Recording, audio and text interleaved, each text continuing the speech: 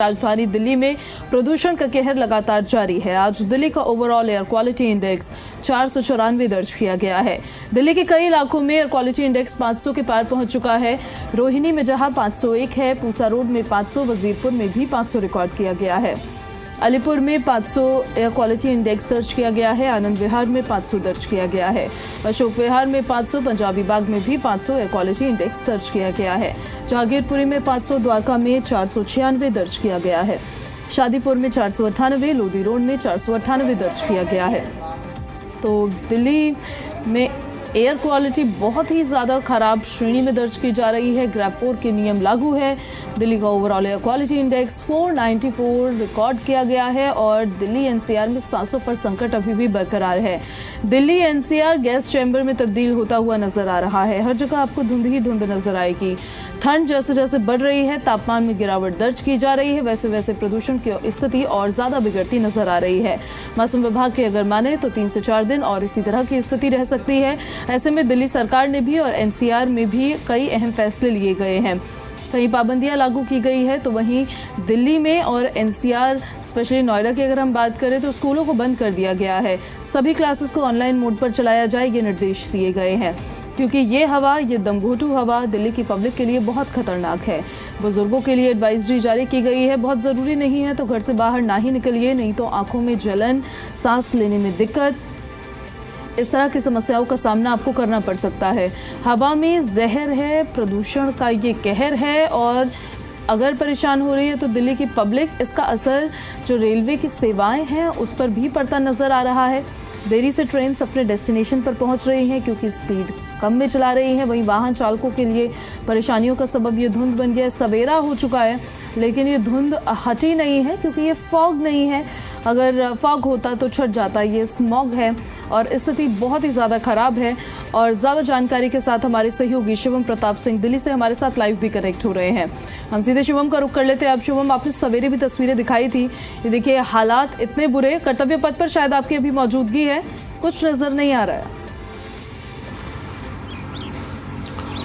देखिए, बिल्कुल राजधानी दिल्ली के लोगों के लिए हर सुबह कोई ना कोई परेशानी लेकर आती है। आज रिकॉर्ड तोड़ AQI दर्ज किया गया है। दिल्ली में पहली बार 490 के आसपास ओवरऑल AQI है, जिसकी वजह से दिल्ली वासियों के लिए सांस लेना बहुत मुश्किल हो गया है। इस वक्त हमारी मौजूदगी दिल्ली ही नहीं, देश के सबसे VVIP इलाकों में से एक इंडिया गेट के पास में कर्तव्य पथ पर है। यहाँ से महज 200 से 300 मीटर दूर पार्लियामेंट है। यहाँ से महज 4 से 5 किलोमीटर दूर प्रधानमंत्री रहते हैं, या फिर मुख्यमंत्री निवास की बात करें तो महज 4 से 5 किलोमीटर डिस्टेंस होगी। सब VVIP अधिकारी, सचिव लेवल के तमाम सांसद, LOP, ये सब इसी इलाके में रहते हैं। लेकिन यहाँ पर AQI 482 है। ऐसे में आप स्थिति को समझ सकते हैं कि राजधानी में कितनी बड़ी परेशानी दिल्ली वासियों के लिए है। कर्तव्य पथ पर अगर मैं आपको इंडिया गेट दिखाऊं, कल के कंपैरिजन में अगर आप देखेंगे तो आपको विजिबिलिटी बेहतर नजर आएगी। विजिबिलिटी आज बेहतर है क्योंकि हवाएं चली हैं, जिसकी वजह से विजिबिलिटी बेहतर हुई है, लेकिन पॉल्यूशन बहुत ज़्यादा है। फिर उसके बावजूद इंडिया गेट सामने आपको नजर नहीं आ रहा होगा। कर्तव्य पथ इलाके से जो भी गुजरा है या इंडिया गेट के, वो समझता है कि कितनी भी दूर हो आपको आमतौर पर इंडिया गेट नजर आता है। लेकिन AQI दिल्ली की 490 के आसपास चली गई है। अधिकांश इलाके राजधानी के ऐसे हैं जहां पर AQI 500 के पार चला गया है। ऐसे में राजधानी दिल्ली के जो निवासी हैं उनके लिए बड़ी समस्या खड़ी हो गई है। तमाम शारीरिक समस्याएं, जिसमें स्पेशल तौर पर श्वास, फेफड़े की समस्याएं, गले में खराश, सीने में जलन, आंखों में जलन, ये तमाम समस्याएं दिल्ली वासियों को इन दिनों हो रही हैं। वो उम्मीद कर रहे हैं कि कोई बड़ा स्टेप गवर्नमेंट उठाएंगी, केंद्र सरकार, राज्य सरकार, जिम्मेदार अथॉरिटीज, लेकिन दिल्ली में ऐसा कुछ नजर नहीं आता है। ग्रेड 3 जब लागू हुआ तब भी स्थितियां बिगड़ती चली गई। ग्रेड 4 लागू हुआ, उसके बाद स्थिति और बिगड़ी। कल के कंपैरिजन में ओवरऑल AQI आज ज़्यादा है। ऐसे में दिल्लीवासी जो उम्मीद कर रहे थे कि तमाम पाबंदियां लगाई गई हैं उनसे राहत मिलेगी, ऐसा फिलहाल नजर नहीं आता है। हालांकि सूत्रों की माने तो अब इस बात का वेट किया जा रहा है इन सरकारों द्वारा, अथॉरिटीज द्वारा, जिम्मेदार अधिकारियों द्वारा, कि कब तेज हवाएं चलें या फिर प्राकृतिक बारिश हो जाए और जैसे ही इसकी वजह से पॉल्यूशन कम होता है तो क्रेडिट ली जाए और दिल्ली वासियों के लिए फिर अगले वर्ष का वेट किया जाए। हर वर्ष हम देखते हैं कि यही समस्या होती है। दिल्ली गैस चैम्बर बनता है लेकिन उसके बाद जैसे ही तेज हवाएं चलती हैं, पॉल्यूशन अपने आप कम हो जाता है, तो दिल्ली में जो जिम्मेदार लोग हैं वो फिर इसको भूल जाते हैं, अगले वर्ष सितंबर में स्टेप लेते हैं। समस्या तो ये है कि गंभीरता से इस विषय को लिया नहीं जाता है। शिवम, अब मौसम के भरोसे ही रहना है तो दिल्ली की पब्लिक ने इस सरकार को चुन के क्यों भेजा है? या केंद्र की भी हम बात कर ले, जिम्मेदारी सबकी बनती है, एक सरकार की नहीं बनती है। बस लौट रही आपके पास वापस। पीयूष जुड़ गए हमारे साथ, गाजियाबाद से लाइव कनेक्ट हो गए। पीयूष के पास आपको सीधे लिए चलते हैं। एनसीआर में भी स्थिति बहुत ज्यादा अच्छी नहीं नजर आ रही है गाजियाबाद में। पीयूष, वहां का हाल जरा बता दीजिए, वहां क्या फैसले लिए गए हैं, क्या निर्देश दिए गए हैं? देखिए, हाँ बिल्कुल, आपको बता दूं कमोबेश दिल्ली जैसी स्थिति, क्योंकि सटा हुआ इलाका है, तो गाजियाबाद में भी देखी जा रही है। यहाँ 4 स्टेशन में से एक लौनी स्टेशन का जो AQI लेवल है वो 500 का आंकड़ा छूता हुआ नजर आ रहा है, और बाकी स्टेशन जो औसतन अगर मैं AQI की बात करूं 471 के आसपास गाजियाबाद में AQI स्तर दिखा रहा है। तस्वीरों के माध्यम से आपको दिखाना चाहूंगा।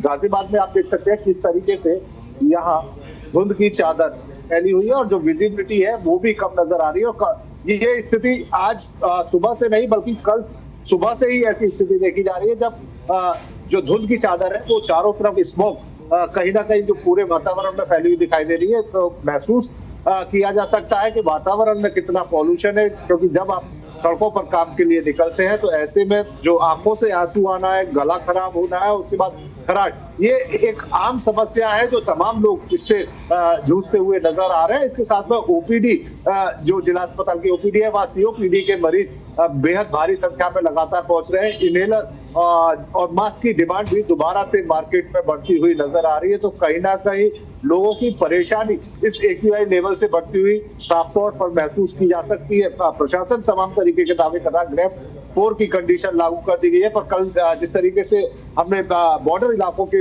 आसपास स्टोरी कवर की, तो वहां साफ तौर पर देखा गया कोई ऐसे इंतजाम नहीं थे जो ट्रांसपोर्टेशन सिस्टम, जिसको BS4 ग्रेडिंग सिस्टम से नीचे के वाहन रोके जाने थे, या डीजल इंजनों का दिल्ली में प्रवेश बाधित किया जा रहा था, तो कोई ऐसी एजेंसी या कोई ऐसे अधिकारी चेकिंग या इस तरह के कार्य करते हुए नहीं दिखाई दिए। जिस तरह से जो नियम बनाए गए हैं उनका पालन कराया जा सके। सुप्रीम कोर्ट के निर्देशन में कल गाजियाबाद के जिलाधिकारी ने देर रात आदेश जारी करते हुए यहाँ के स्कूलों को अगले आदेश तक बंद करने के आदेश दे दिए। यानी अब गाजियाबाद के स्कूल ऑनलाइन मोड पर चलेंगे, ऑफलाइन मोड पर अग्रिम आदेश तक कोई स्कूल को खोलने के निर्देश जिलाधिकारी ने साफ तौर पर दे दिए। कहीं ना कहीं छोटे बच्चे जिनके फेफड़े अभी डेवलप हो रहे होते हैं तो उनके लिए जरूर राहत भरी खबर हो सकती है। थोड़ा सा ट्रैफिक लोड जो सड़कों पर सुबह और शाम के टाइम पीक आवर्स में जब स्कूलों की छुट्टी होती है तो ऐसे में घटता हुआ इन सारे उपायों से जरूर नजर आएगा। पर अभी सूरत हाल यही है कि जो गाजियाबाद में AQI का स्तर है वो 500 के करीब का आंकड़ा छूता हुआ नजर आ रहा है। ऐसे में